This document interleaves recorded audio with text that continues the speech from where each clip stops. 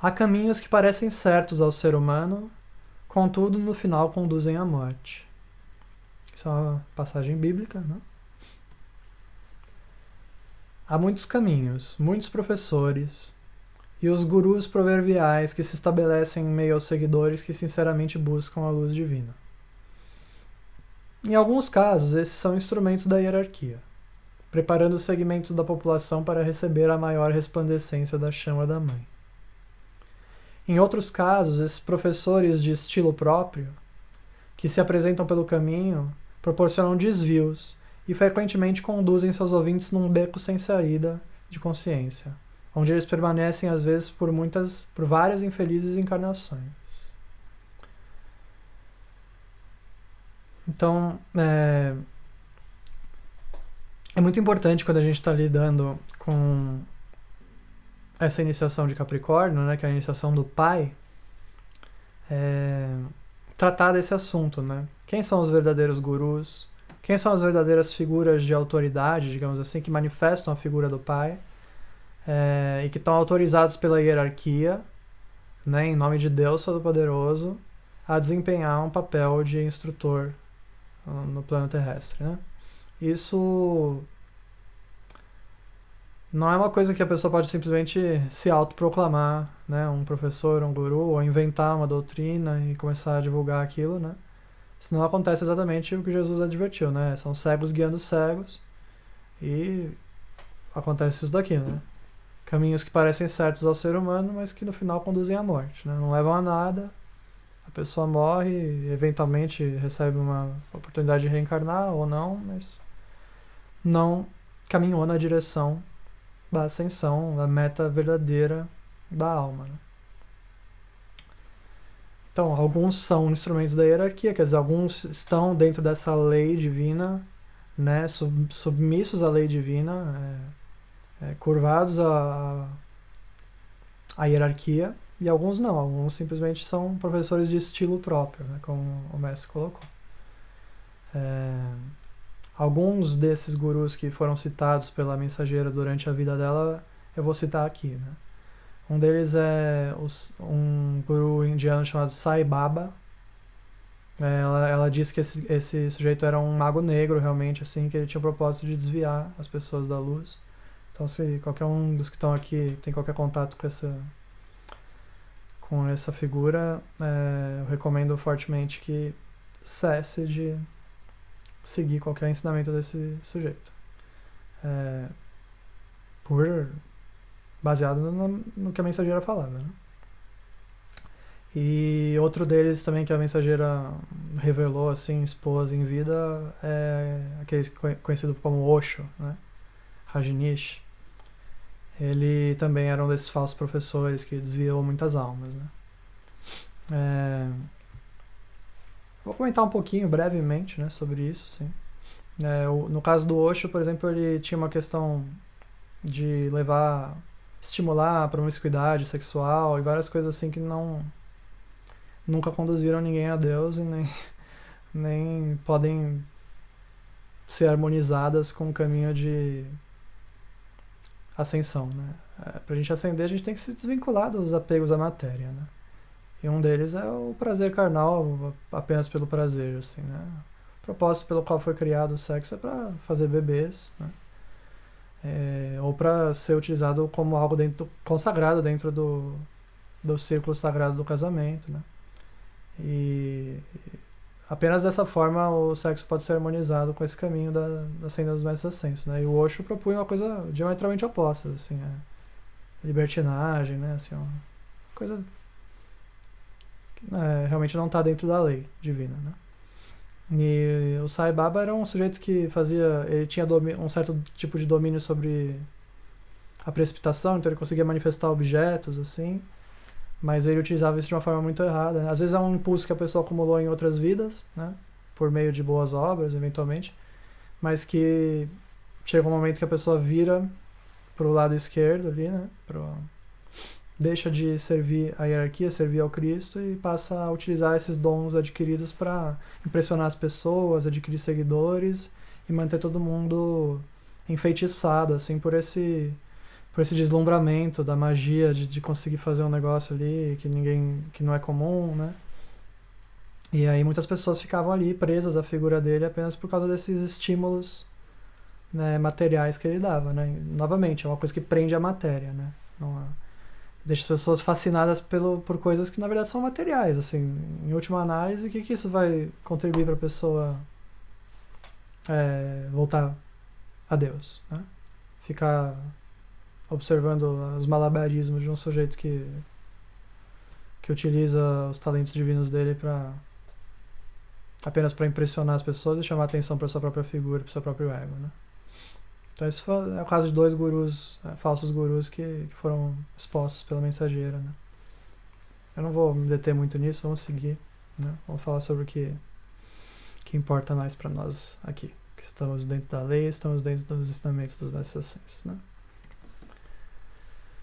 Eu sou e estou determinado. A hierarquia está determinada pela graça do Espírito Santo a imbuir aqueles representantes de nossa causa sagrada que estão sendo formados pela Universidade dos Mestres Ascensos e entre o corpo de estudantes em campo, a imbuí-los de tamanha luz, pureza e radiância, de modo a criar um campo de força no mundo que seja um magneto para a verdade e para a totalidade da verdade que de fato libertará a humanidade.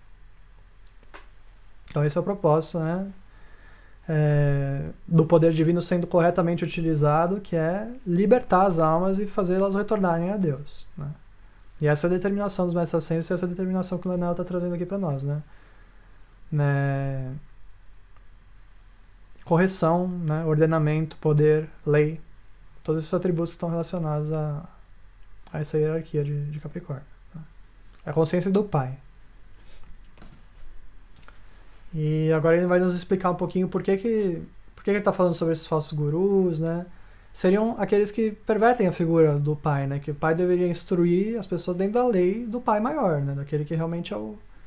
Então, assim, a gente manifesta de uma certa forma uma figura paterna, uma figura de instrutor, apenas sendo um canal, sendo um instrumento para o verdadeiro instrutor, que é Deus, né? Assim, mesmo os mestres ascensos, eles dizem assim, não fica louvando o mestre ascenso, reverenciando o mestre ascenso. Louve, antes de tudo, a presença do Eu Sou, Deus, né? Nós somos emissários desse Deus, mensageiros desse Deus, né? Essa é a posição correta daquele que realmente está dentro da lei da hierarquia, né? Não ficar chamando atenção para a própria figura. É Deus, né? Toda a glória a Deus. E agora o mestre vai nos explicar por que ele estava falando sobre isso. Uma verdade parcial é tão perigosa quanto o próprio erro, pois são as verdades parciais que assediam a ortodoxia no Oriente e no Ocidente que efetivamente selam o sincero, porém não iluminado buscador para o lado de fora da iluminação da consciência búdica. Então, por exemplo, às vezes a gente poderia argumentar, né? Tudo bem, mas eu escuto a palestra lá de um desses falsos professores, tá? Eu vejo coisas boas, vejo coisas que me ajudam. Legal, mas o que o mestre está colocando aqui. Uma meia-verdade é também uma meia-mentira, né? E se a gente permanecer sendo instruído apenas por esses professores que estão operando dentro da lei da matéria, do universo material e da dualidade, é exatamente o discurso da serpente, né? Pode ser isso, mas pode ser aquilo, né? Veja, é verdade isso, mas também é verdade aquilo, né? E aí você fica preso eternamente nesses conceitos polarizados no campo da manifestação que giram em falso, né? Você vai girar, mas não vai subir, né? Vai ficar no mesmo lugar, né? girando eternamente, né? Então, é por esse motivo que uma verdade parcial é tão perigosa, né? A gente precisa da verdade perfeita, a verdade que realmente vai libertar as nossas almas, que é a verdade do Cristo, né? Como ele colocou aqui, para a totalidade da verdade que de fato libertará a humanidade, né? Sem meias palavras, sem conceitos humanos misturados, sem uma idiosincrasia de um professor que resolve inventar um negócio e colocar ali no meio, né? Simplesmente a verdade dos mestres ascensos, a verdade de Deus, da forma que ela foi criada no princípio e da forma que sempre funcionou e sempre vai funcionar para a libertação das almas, né? E aqui ele fala sobre o fato dessas verdades parciais, né? Por exemplo, você tem as escrituras, né, as palavras de Jesus Cristo, que veio à Terra para trazer, né, assim, tá ali, tá tudo ali, né? Só que ao longo de 2000 anos, isso vai se solidificando numa doutrina, num dogma religioso. E, por exemplo, Jesus, o que eu citei antes, né, Jesus falou, ninguém vem ao Pai senão por mim. Né? Tem muita gente que utiliza essa fala de Jesus para justificar sectarismo religioso, né, por exemplo, e fala assim, não, se você não é cristão você vai para o inferno. E distancia totalmente da mensagem do Cristo, né? Cristo não falou, eu sou a luz que ilumina os católicos, ou eu sou a luz que ilumina os evangélicos, eu sou a luz que ilumina os cristãos. Eu sou a luz que ilumina todo homem que vem ao mundo. Né? Então Cristo é a luz disponível para todos. Né? Não tem divisão de religião, nada. Assim, né? Cristo é Cristo, está em todos os seres, todos aqueles que são filhos e filhas de Deus, está em todos. Né? O potencial para a realização crística está em todos aqueles que não são da semente do caído, né? Que não são dos anjos caídos. Ainda assim há a possibilidade de redenção, né? Para todos os seres que caíram. Então o mestre aqui está falando sobre, né, esses erros da ortodoxia que acabam selando um buscador. Por exemplo, vamos supor que é uma pessoa que poderia eventualmente estar ali numa igreja católica, lendo os ensinamentos, seguindo os ensinamentos de Jesus, num certo momento chega alguém e fala assim, você já leu esse livro aqui? Dhammapada? Né? São os ensinamentos de Buda, as mensagens de Buda, né? Quando ele esteve encarnado, né? Gautama Buda. Se fosse uma pessoa, se não tivesse esses erros da ortodoxia, esse sectarismo religioso, né, que fecha as pessoas ali naquela circunscrição, né? E tudo que está fora é o inimigo, tudo que está fora está errado, é do diabo e vai para o inferno. Se não tiver esse atributo, né, se a pessoa tiver com a cabeça aberta, ela vai falar, tá bom, vou ler, por que eu não leria? Né? Ela vai ler e vai perceber que assim, as palavras que Buda está colocando ali vêm exatamente do mesmo lugar que as palavras de Jesus. Né? Assim, não tem nenhum tipo de separação entre isso. Né? É o mesmo tipo de missão, é o mesmo tipo de propósito, né? E ambos estavam a serviço da hierarquia da mesma forma, né? Então, aqui o mestre está colocando, especialmente esse aspecto da consciência búdica, né? Que é o aspecto de realização maior da presença do Eu Sou, né? Dentro da lei dos mestres ascensos, eles ensinam que a gente precisa primeiro realizar a consciência crística, né? O que nós estamos fazendo nesse estudo, nós vamos fazer por 14 semanas, obter as 14 iniciações do Cristo, para depois entrar nas iniciações do Buda. Então o Buda ele é um degrau a mais, né? Assim, porque o Cristo é como se fosse o Filho, né? É esse nexo, voltando ali ao slide, né? É o nexo aqui, é o ponto central, que intermedia matéria e espírito, né? Intermedia o nosso ser aqui, evoluindo nas esferas da manifestação com a nossa presença do Eu Sou, né? Ninguém vem ao Pai senão por mim, ele está no centro, ele é o mediador. E o Buda, ele já é a realização da própria presença do Eu Sou, né? Individualizada. Então ele é um aspecto mais elevado. Ele é o próprio Pai, né? Então, novamente, isso aqui está conversando com o aspecto da iniciação de Capricórnio, né? Que é essa questão da iluminação da consciência búdica. Quer dizer, é cruzar pela porta estreita do Cristo, pelo caminho da realização da consciência crística, chegar finalmente à iluminação da mente búdica, né? E se houver esse entrave, né? Esse dogma sectário impedindo as pessoas de abrir assim, a cabeça para qualquer tipo de coisa que não seja o Evangelho de Jesus Cristo registrado por aqueles 4 evangelistas que estão ali na Bíblia que foi canonizada, né, posteriormente pela Igreja. Tem aspectos da consciência divina que não vão ser manifestados, né? Se esse sectarismo for preservado.